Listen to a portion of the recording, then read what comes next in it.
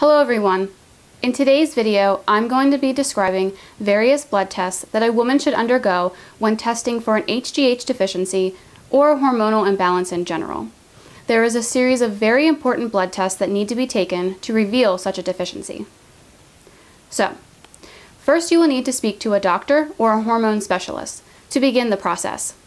He or she will provide you with a female blood panel, a series of tests that will inform you of your current health and hormonal levels. Now these results provide a lot of information, with each test providing a clue as to your current hormonal state. However, not just one of these tests should be taken, or even a handful. All of these tests should be taken on the list behind me in order to show the big picture of what your body is doing biochemically. So, let's take a look at these tests. Okay, so this is the female blood panel. It is composed of 16 different tests, and taking these different blood tests will tell you whether you have an HGH deficiency or not, and your overall hormonal state. Now the first test is the lipid panel, and the lipid panel is looking at your cholesterol, both HDL and LDL, as well as triglycerides. And triglycerides are the fats that are released from our fat cells into our bloodstream, and that help give us energy throughout the day. The second test is the comprehensive metabolic panel, which is looking at the health and proper functioning of your liver and your kidneys. It looks at the concentrations of proteins, nutrients, and vitamins in your bloodstream to determine this. The third panel is a big one, the thyroid test, thyroid blood test. And the thyroid is important because it releases many different hormones, and all of these hormones play many different roles in vital bodily functions. The fourth test is the complete blood count. And this is just looking at the number of white and red blood cells in your bloodstream at that time, as well as hemoglobin. And hemoglobin is the protein molecule in our blood that carries the oxygen around to our cells. The fifth test is a very important one for women, luteinizing and follicle stimulating hormones. Both of these play a major role in our reproductive systems. The sixth test is also an important one.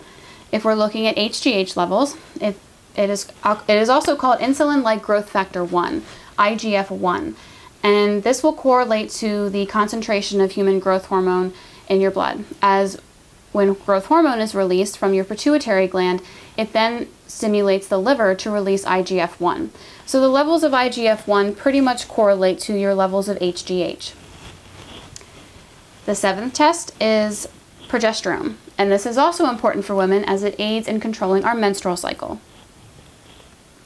The eighth test is estradiol, another very important test to run for females, as it is our primary female sex hormone. It plays a big role in maintaining and developing our reproductive tissues all throughout our lives, when we go into puberty, when we're adults, and especially during pregnancy as well. The ninth test is pregnenolone. And pregnenolone is important for both men and women, as it is a precursor for many steroid hormones. The 10th test is SHBG, which stands for sex hormone binding globulin. And this, if we have high levels of SHBG in our blood, this will impact how our body utilizes sex hormones. So that is why that one is important. The 11th test is testosterone, which may be a surprise, as we usually think that just men need testosterone, or maybe we think only men produce testosterone, but women need testosterone too. And we need this because it impacts our heart, bone, and sex health. The 12th test is for cortisol, and cortisol is a big hormone. We release this when we are under a lot of stress. And if we have a lot of cortisol in our bloodstream and we're constantly stressed all the time, this can impact the production of our sex hormones. The 13th test is DHEA, which is an intermediate hormone.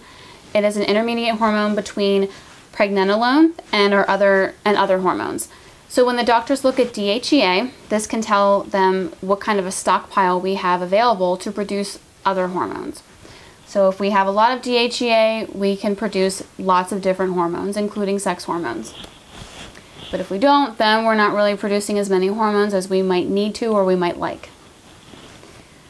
The 14th test is glycated hemoglobin, and glycated hemoglobin testing will tell us what our insulin levels have been like for the past 3 months. The 15th test is fasting insulin, and that just tells us our current insulin levels. And the 16th test is called serum ferritin, and this is a test that we use to monitor anemia. And anemia is when we have low levels of healthy red blood cells in our bloodstream. So these are the 16 tests that compose the female blood panel. As I said before, when we're testing a female blood panel, we're looking at the overall hormonal state of a woman, and it can also help us determine whether we have an HGH deficiency. Okay, so that's the female blood panel. I know it's a lot. It's many tests, 16 tests total. But if you haven't noticed, our bodies are very complex, and there's all kinds of chemical reactions and hormonal cascades going on in there. But thankfully, our scientists and researchers in America are constantly revealing the intricacies for our better understanding. So once these tests have been run and the results are revealed, a copy can be sent to you via fax or email, whichever method you prefer, so that you have a copy for your own records. The blood test from the independent laboratory, the physical examination with the doctor, and your overall health profile will aid the doctor in their diagnosis and their recommended course of action, if any needs to be taken. The goal of the recommended course of action is to restore hormonal balance with 0 deficiencies. Thank you again for watching.